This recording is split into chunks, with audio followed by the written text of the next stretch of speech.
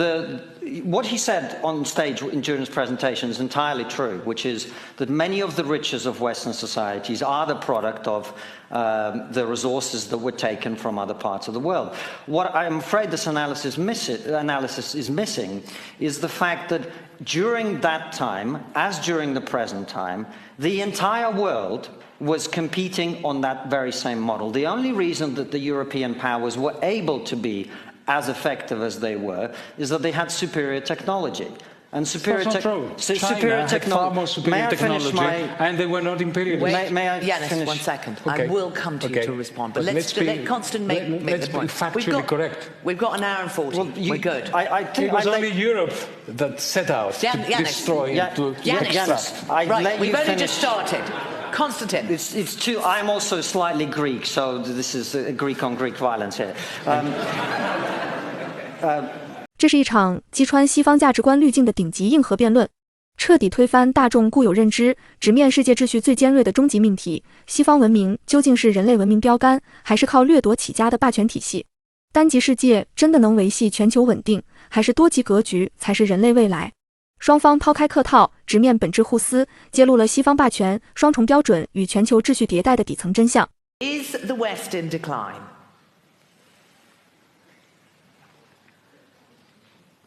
Could you lower your hand? Is the West not in decline?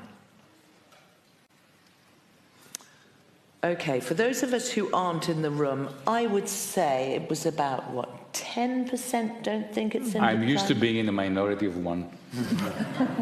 I don't mind. If you could control things, would you want every other nation to become as wealthy as the West? Would you want them to become as democratic as the West? Yanis. Oh, me? Why not? Well, allow me to answer by means of an example, which touches upon something Constantine said. That, you know, the riffraff out there, outside the West, are dying to come to our shores, and therefore it means that we're civilized and we're better. Well, take the Democratic Republic of Congo. The King of Belgium created a slave colony there for 30 years, then it was taken over by the state of Belgium for 40 years. Then, as they were gaining independence, the CIA murdered their first president. And now today, Glencore, one of our great corporations, is mining all sorts of cobalt derivatives and so on, giving zero to the people of the Republic of Congo. I'd like to live in a West which is not a parasite on people that it then denigrates by saying that you are the riffraff and you want to come to a beautiful garden and this is why, you know, and therefore our dream is to stop you from coming, which is your dream. Okay, no, but in a way...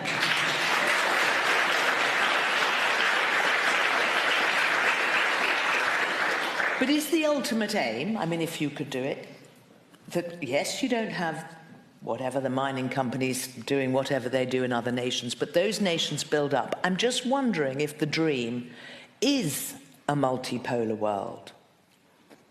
Well, very briefly, the dream is to have cooperation, solidarity, and genuine development of everyone that lives on this planet. The multipolar world is an atrocious idea whose consequences will be exactly the consequences we have when you see a multipolar world within one country. That country is Mexico.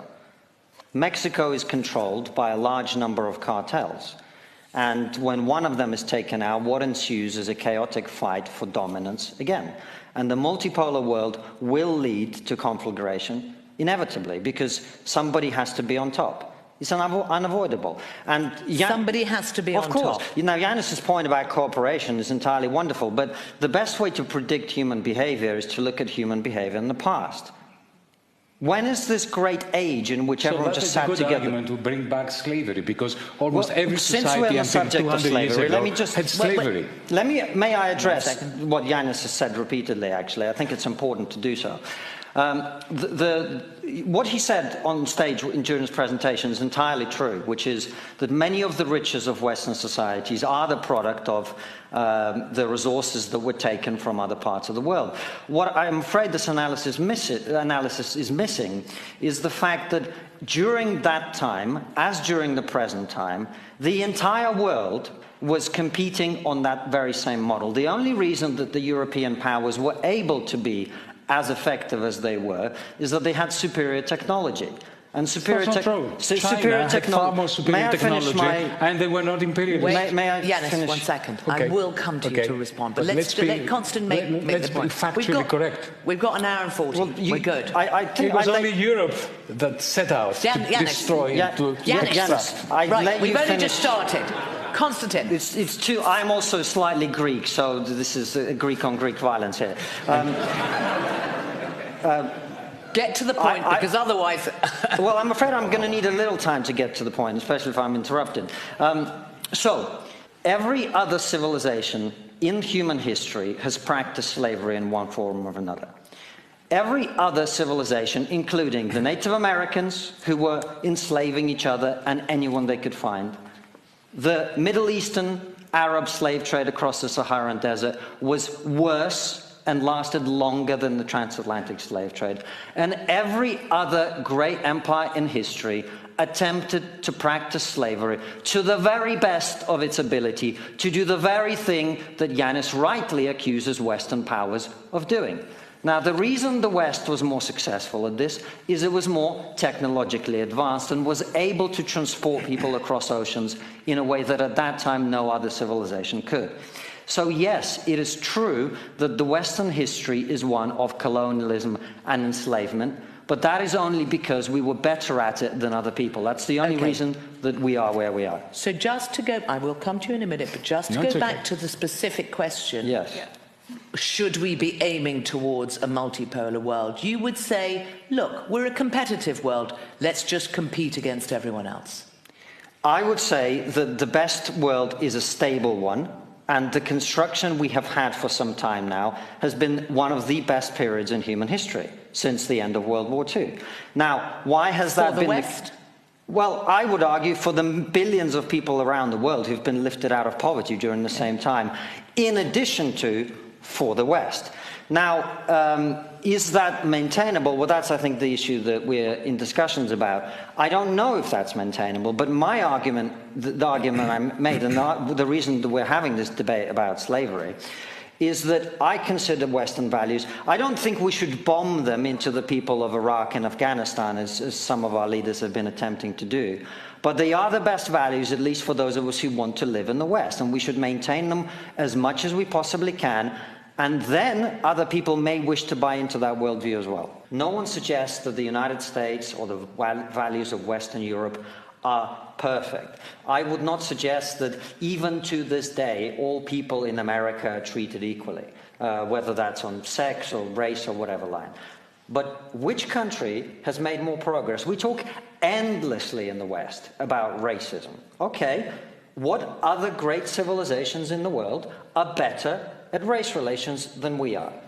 Is it Russia? When I was last in Russia, there was a song playing on the metro which was, they killed a Negro, la la la la la, he can't play basketball anymore.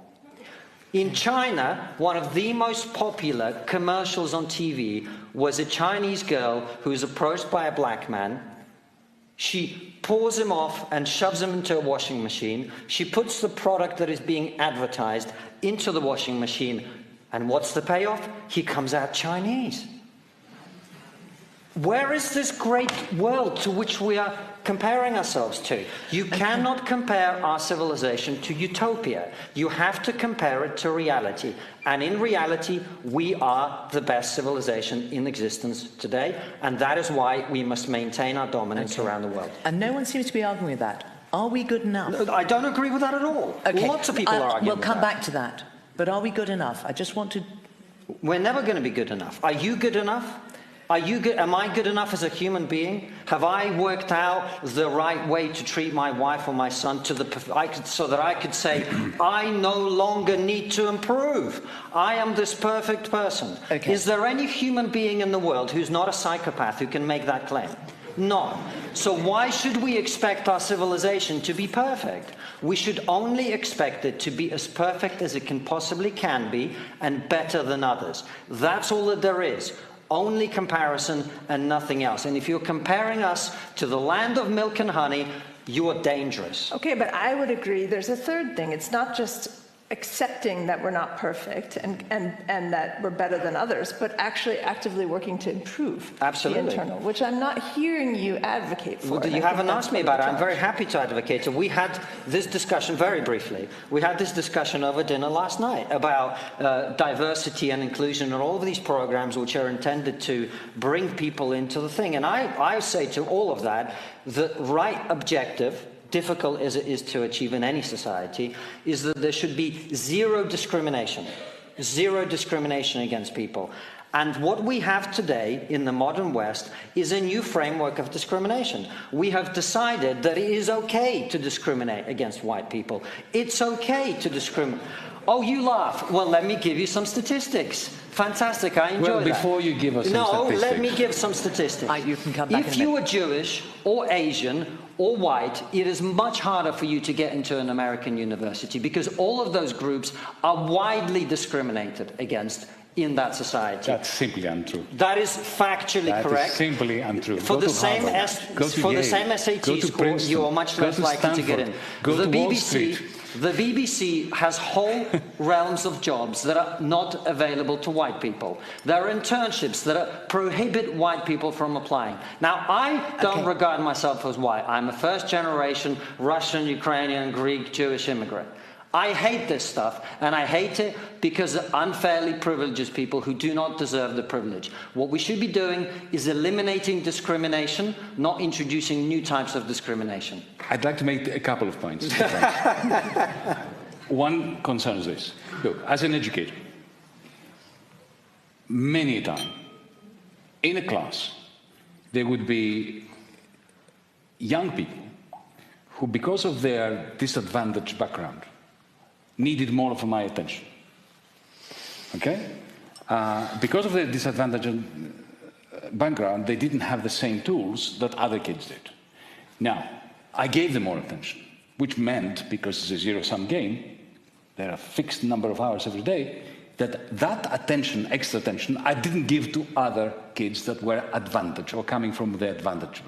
To call this discrimination, because I didn't make my time available equally to everyone, is to miss out on the fact that in order to bring about meritocracy, in order to bring out the talents of the disadvantaged kids, and of course, disadvantage is highly correlated with gender, with races, with ethnic background. To call this discriminatory in the pursuit of meritocracy is essentially to fly in the face of the facts. The second point I wanted to make... very briefly, I did not. Okay, you can come. I did not call that discrimination. Well, I was talking about admissions. No, when I was talking about in universities that we are going to take people from a working class, and therefore... talking about admissions. Okay, admissions. But I needed to make the second point, because I think it's a question... It touches upon... It speaks to perhaps the deepest difference between Konstantin and I. We have one commonality. We both grew up in a dictatorship, but a very different kind of dictatorship. He grew up in the Soviet Union. I grew up in a Greek fascist dictatorship under NATO. And I'm saying this because you have a tendency to think in terms of us, the West, versus them, and them being the East, being the uncivilized Chinese, or the homicidal Russians, or the Africans, or who are trying to, to come to our shores. Because of my background, I have a very different tendency. You see, we were in Greece, when I was growing up, part of the West. We were part of the Council of Europe. We were part of NATO. And yet, the secret police broke down our door and abducted my father, and we lived in terror of a fascist dictatorship. So I know how to not see the world in us versus them. I can see, interestingly, my father, the same father, when the dictatorship fell, instructed me in no uncertain terms that I should study in Britain so that I wouldn't have to face the secret police. So I can relate to the importance and cherish the importance of Western values, while at the same time recognizing the dialectical relationship. It is the terror that the West has unleashed on so many other societies that has created existentialist threats for the United States, for us. So let us, just for a moment, consider the possibility that this us versus them, the West versus the rest, is the root problem which essentially condemns the West to the decline of the values, which may end up with a bang, not a whimper. The prospect of humanity depends on not going down Constantine's way of maintaining a unipolar world. A unipolar world is toxic. It is quick marching us to extinction for two reasons. One I mentioned already, but I'll mention it once more because we didn't discuss it sufficiently. I kept bringing it back, but it was disappearing. One is, of course, climate emergency, the climate disaster. Without a genuinely multipolar, democratic humanity, where the Indians are represented, the Chinese are represented, the Africans are represented, the Europeans are represented, there is no way we're going to survive on this planet. Donald Trump, Constantine was arguing in favor of a unipolar West. Well, there's no such thing as Britain, even if they have a place in the Security Council. It is the United States. And you have a president who doesn't believe in climate change. He thinks it's hocus pocus. So it is clear to me, I don't need to elaborate the point, that humanity's future depends on a multipolar world in which there is more proportionality between numbers, prospects, and power. The second point, Constantine, and I'm referring to you because this has been the tussle tonight, and I've very much enjoyed it, and thank you so much for providing me with incredible joy. He's speaking after you, and you're not interrupting. I remember in 2001 demonstrating outside Russia's embassy in London against Putin. And I remember a month later, I was in the Senate of the University of Athens, and I was the only one again, I was in the minority of one. The proposal that had come to the Senate was the proposal to award a certain Vladimir Putin an honorary doctorate, and I was the only one who voted against, and I explained my negative vote by saying that he's a war criminal because of what he did, effectively killed 250,000 people in Chechnya just in order to solidify his regime. And what was the reaction of the British police outside the Russian embassy and of the West? They treated us, who were opposing Putin, as the enemies of the people, as the enemies of the West. That is the West for you. In a sense, Putin would not have existed if it wasn't for the massive diminution of the life prospects of Russians for which the United States was chiefly responsible through the IMF in 1993, 1994. There was a government back then, corrupt, incompetent and so on, but they just wanted to become part of the West in Russia. And, the crushing of the prospects of the Russian people was the result of the West. This is why I'm saying, stop thinking in terms of the good West, the bad East. We are the ones, because we have such exorbitant power, that we are creating malignancies in Russia, in China, in Syria, in Israel, through our nasty and rather short-sighted policies.